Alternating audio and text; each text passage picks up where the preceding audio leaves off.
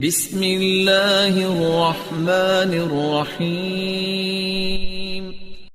آج ہم جس ٹاپک کے بارے میں بات کریں گے وہ ہے حب الدنیا۔ نبی کریم صلی اللہ علیہ وسلم کی ایک حدیث ہے کہ آپ نے صحابہ سے یہ بات ارشاد فرمائی کہ ایک وقت ایسا آئے گا کہ پوری دنیا کی قومیں تم پہ ایسے ٹوٹ پڑیں گی جیسے بھوکے دسترخوان پہ ٹوٹ پڑتے ہیں۔ تو صحابہ نے اس بات کے اوپر تشویش کا اظہار کرتے ہوئے کہا کہ یا رسول اللہ، کیا اس ٹائم پہ ہم تعداد میں اتنے تھوڑے ہوں گے کہ غیر مسلم ہم پہ ٹوٹ پڑیں گے؟ تو آپ نے فرمایا کہ نہیں، تعداد میں تو بہت زیادہ ہوگی، لیکن تمہارے دلوں کے اندر ایک بیماری پیدا ہو جائے گی جس کا نام وہن ہے۔ تو صحابہ نے فرمایا یا رسول اللہ، یہ وہن کیا ہوتا ہے؟ آپ نے فرمایا حب الدنیا و کراہیت الموت، یعنی دنیا کی محبت تمہارے دلوں میں بھر جائے گی اور تمہیں موت کا خوف لگ جائے گا۔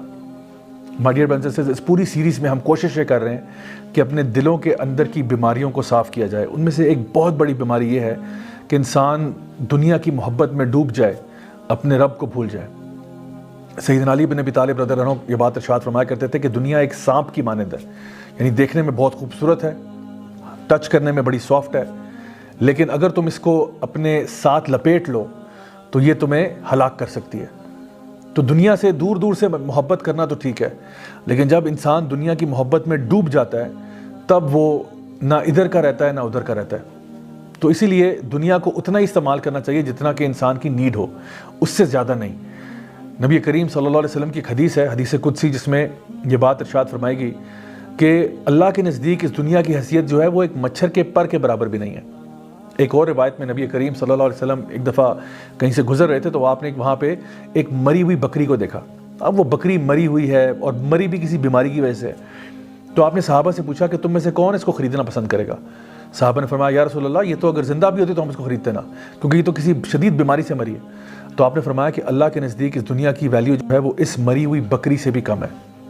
اور سوچئے یہی وہ دنیا ہے جس کے پیچھے ہم بھاگ رہے ہیں، دوڑ رہے ہیں۔ اس کی مثال کچھ یوں ہے کہ اگر ایک شخص جو ہے وہ کسی ٹوٹے پھوٹے مکان میں رہتا ہو اور اس کو بیچارہ پنجرے میں بند ہو اس مکان میں، اور اس کو باہر نکلنے کی اجازت بھی نہ ہو، اور بس دن میں ایک دفعہ کوئی شخص اس کو ایک ہڈی ڈال کے آ جائے کرے، اور وہ اس ہڈی کو جب دیکھے تو اس کو کھانا شروع کر دے اور کہے واہ واہ مجھے تو دنیا کی ہر چیز مل گئی۔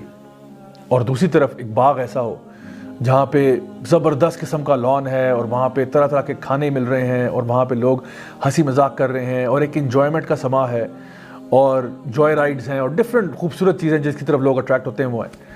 اب یہ شخص جو ہے اس کو اگر تھوڑی دیر کے لیے یہ منظر دکھا دیا جائے تو یہ بیچارہ شاید شرم سے مر جائے کہ میں تو کس کوٹری میں رہتا تھا، پنجرے میں بند تھا، ہڈی ملتی تھی دن میں، اور یہ لوگ جو ہیں اس خوبصورت باغ میں کیا کچھ کر رہے ہیں۔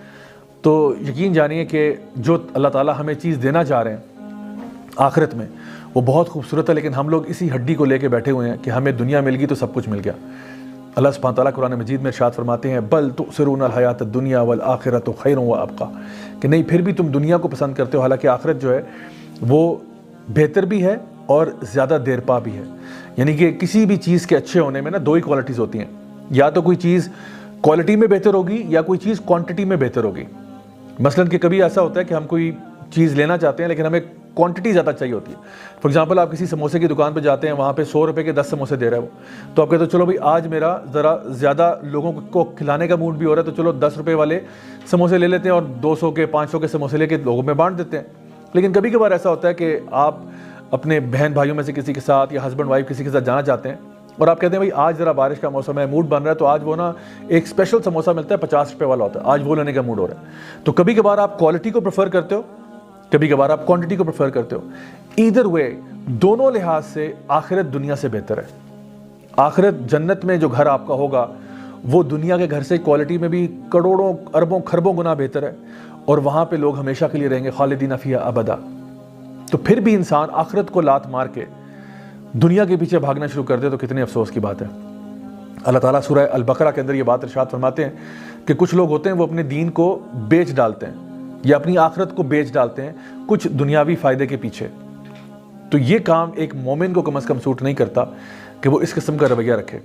ویسٹرن مائنڈ سیٹ میں اگر آپ دیکھیں تو وہ بات کرتے ہیں کمپیریٹیو کیپٹلزم کی، eat your competition for breakfast and so on, اس قسم کی بکس انہوں نے لکھی ہوئی ہیں کہ how to dominate others and so on, یعنی کیوں کہ ہم لوگ ایک کمپٹیشن کے اندر ہیں، ایک دوسرے سے کمپٹیشن کیوں لگ رہا ہے؟ دنیا کے پیچھے۔ اللہ تعالیٰ فرماتے ہیں الہاکم التکاثر حتی زرتم المقابر، یہ جو کمپٹیشن ہے تمہارا یہ لگا رہے گا حتیٰ کہ تم قبر میں نہ اتر جاؤ۔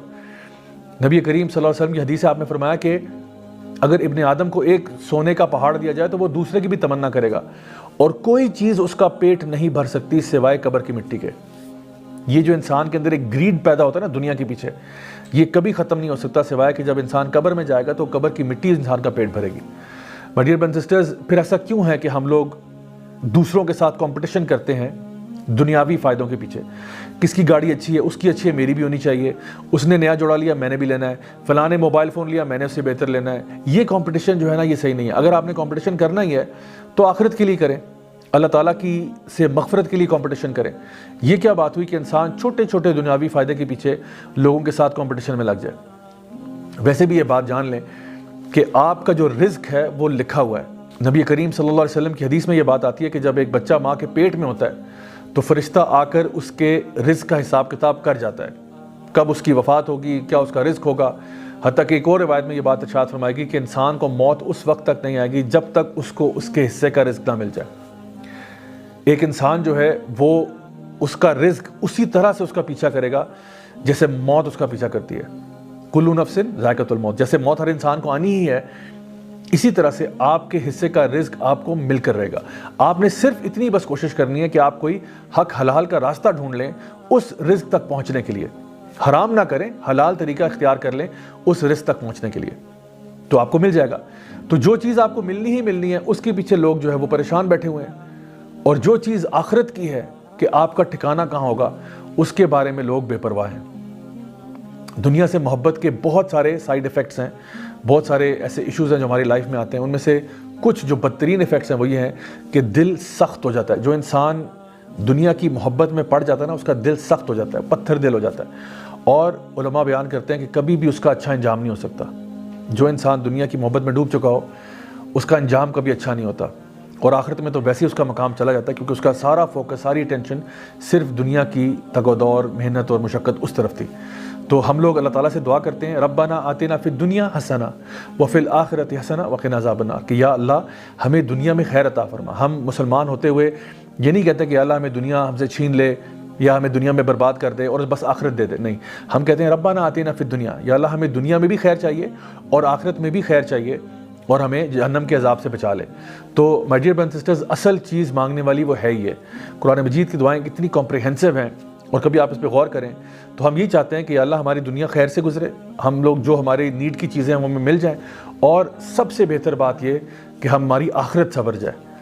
آخر میں آپ کو یہ بات بتاتا چلوں کہ ہمارے علماء یہ بات کہا کرتے تھے کہ دنیا کے لیے اتنی ہی محنت کرو جتنا وقت تم نے دنیا میں گزارنا ہے، اور آخرت کے لیے اتنی ہی محنت کرو جتنا وقت تم نے آخرت میں گزارنا ہے۔ تو دنیا میں میکسیمم ہو بھی گیا تو 100 سال تک آپ زندہ رہ جائیں گے، لیکن آخرت تو ہمیشہ ہمیشہ کے لیے۔ ذرا سوچئے گا اس کے بارے میں۔ انٹل نیکسٹ ٹائم، دس از می راجہ ضیاء الحق سائننگ آف، والسلام علیکم ورحمۃ اللہ وبرکاتہ۔